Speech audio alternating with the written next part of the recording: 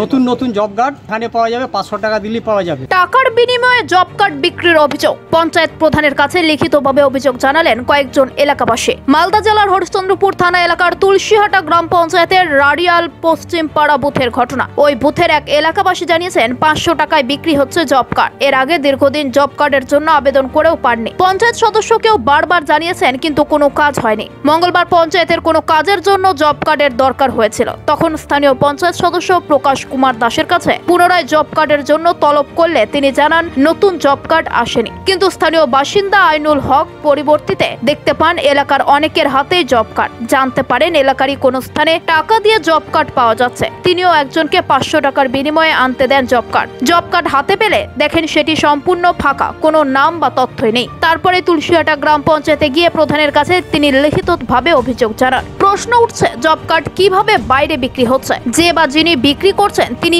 পেলেনি কোথায় job card? তবে কি এই দুর্নীতির পেছনে যুক্ত জনপ্রতিনিধিরা বা পঞ্চায়েতের কর্তারা? বাম নেতৃত্বের পক্ষ থেকেও এমনই অভিযোগ করা হয়েছে। এই নিয়ে পঞ্চায়েত প্রধানের কাছে স্মারকলিপি জমা করেন সিপিআইএম নেতৃত্ব। তাদের অভিযোগ, বেশ কয়েকটা বুথেই এইভাবে জব কার্ড বিক্রি হচ্ছে। যদিও পঞ্চায়েত সূত্রে বলা হয়েছে তারা এই ধরনের ব্যাপার জানে না। যে এই কাজ করেছে তার বিরুদ্ধে ব্যবস্থা নেওয়া হবে। দীর্ঘদিন ধরে মেম্বারকে বলেছিলাম যে জব কার্ডটা আমার হলো, কোথায় হলো, মানে কই হলো জব কার্ডটা, কোথাকার মেম্বার?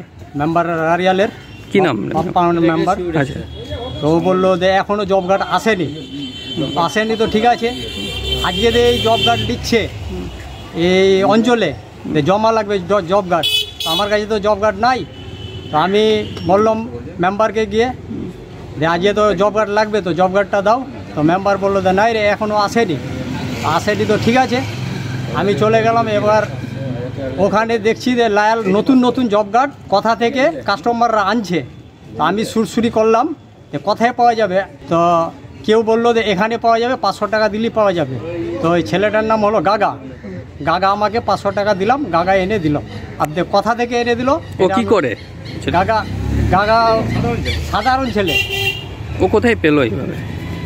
কোথায় থেকে আনলো ওই গাগাই বলবে।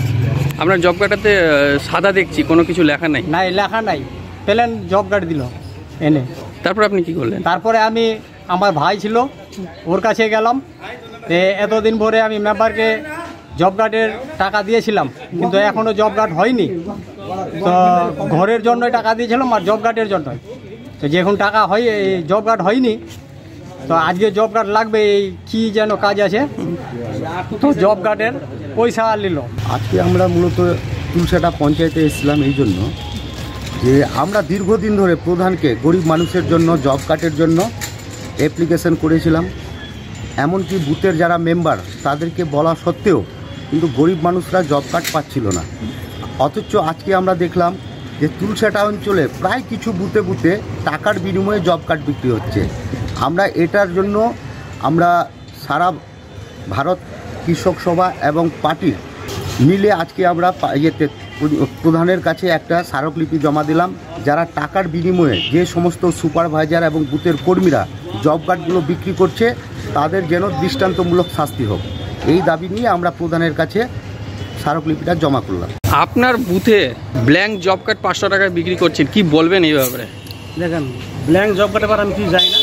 ব্যাপারটা হলো আমরা কিন্তু মানে পিএমের বাড়ি করছি কিনা, যতটি বাড়ি করা হয়েছে সব কিছু অনলাইন দিয়ে করা হয়েছে। এবার কিন্তু অঞ্চলে আমাদের জব কার্ড নাই। আমাকে বলেছে, মানুষ বলেছে, আমি উত্তর দিয়েছি অঞ্চলে যাবো, অঞ্চলে যেয়ে তোমরা করো, প্রধানকে বলো জব কার্ড নেই।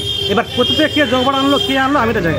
কিন্তু আপনার বুথ থেকে আপনার জিনিসটা এনে দিল সেটা ওই বলবে। কিন্তু যেহেতু আপনার বুথে এইভাবে 500 টাকা দামে ব্ল্যাঙ্ক জব কার্ড বিক্রি হচ্ছে, তাহলে দায়ভার কে নেবেন আপনি? দেখেন, এই ব্যাপারে আমি কিছু বলতে পারবো না। যে নিয়েছে সে বলবে, যে দিয়ে সে বলবে।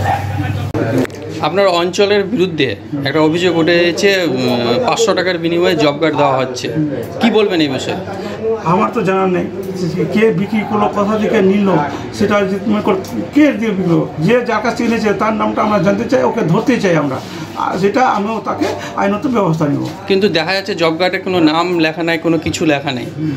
তাহলে জব কার্ড কী করে সাধারণ পাবলিকের হাতে গেল? কি করে দিল না দিল আমি তো বলতে পারবো না, সে কি করে দিল ওই মনে করো সাদা জব কার্ড। ওকে, তাহলে কি করবেন? কি ওর আইনে তো আমি ব্যবস্থা নিব, ওই লোকটাকে ধরবো আমি, কে কার কাছ থেকে নিল, যে নিয়েছে তার কাছেও জানাবো, আর যার কাছে নিয়েছে তাকেও জানাবো। কিন্তু এইভাবে বারবার অভিযোগ উঠছে 500 টাকার বিনিময়ে জব কার্ড বিলি করার, কি বলবেন? যে 500 টাকার বিনিময় নিয়েছে তাকে আমি তো ব্যবস্থা নিবই, আমি 8 দিনের মধ্যে শুরু করবো সেই ব্যবস্থাটা। আমি কোথায় পেলো ওই জব কার্ড, কোথা থেকে আনেছি ওই? মালদা থেকে শেখ সাদ্দামের রিপোর্ট, NBTV।